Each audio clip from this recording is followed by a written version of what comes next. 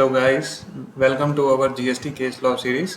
तो आज हम बात करने जा रहे हैं Gujarat authority for advance ruling AAR के एक केस लॉ रिगार्डिंग, जिसमें ऐसा क्वेश्चन था कि जो एप्लीकेंट है उसके दो अलग अलग प्रोडक्ट्स हैं, तो एक प्रोडक्ट का आईटीसी जो एक्यूमुलेट हुआ है वो दूसरे प्रोडक्ट में यूज़ हो सकता है कि नहीं।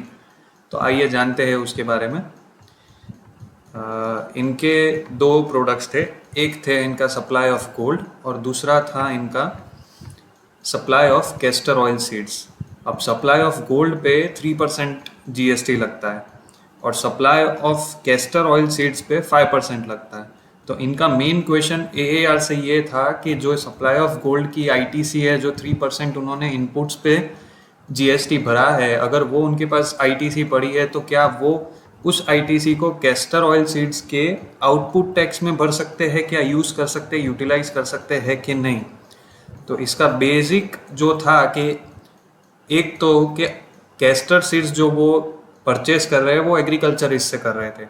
अब उसमें ना तो आरसीएम लग रहा था ना ही टैक्स लग रहा था, तो उनको कोई कैस्टर सीड्स के परचेस पे जीएसटी की आईटीसी नहीं मिल रही थी।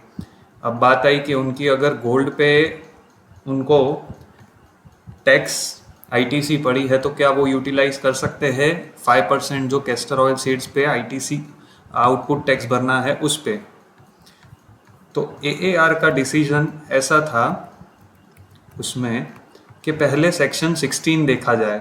सेक्शन 16 में eligibility and conditions for taking input tax credit के बारे में कहा गया है, जिसमें एक वर्ड हाईलाइट किया हुआ था कि if the goods or services are used in the course or furtherance of his business, then only input tax credit is eligible। तो क्या ये हम कैस्टर ऑयल सीड्स बेच रहे हैं और हमारे पास आईटीसी पड़ी है गोल्ड की, तो क्या वो दोनों in the course of furtherance और फर्दरेंस ऑफ हिज बिजनेस कहा जा सकता है। तो एआर ने ऐसा उसमें से निकाला कि जो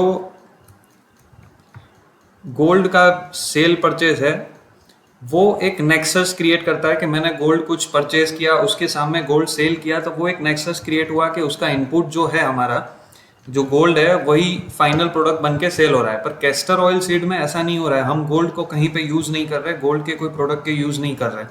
तो इसमें ऐसा कहा नहीं जा सकता कि course of furtherance of his business. तो फाइनली कंक्लूजन ये लाया था एएआर ने कि जो भी आईटीसी पड़ी हो गोल्ड के बिजनेस रिगार्डिंग वो हम यूज़ नहीं कर सकते कैस्टर ऑयल सीड के बिजनेस।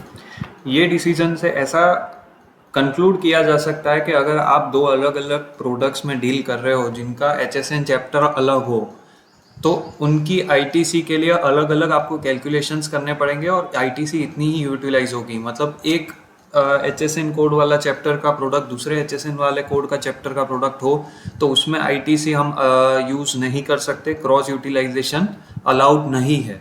तो एक बार वो ध्यान रखिए और उसका कैलकुलेशन करिए। Okay, thank you. Please subscribe to our channel for latest updates.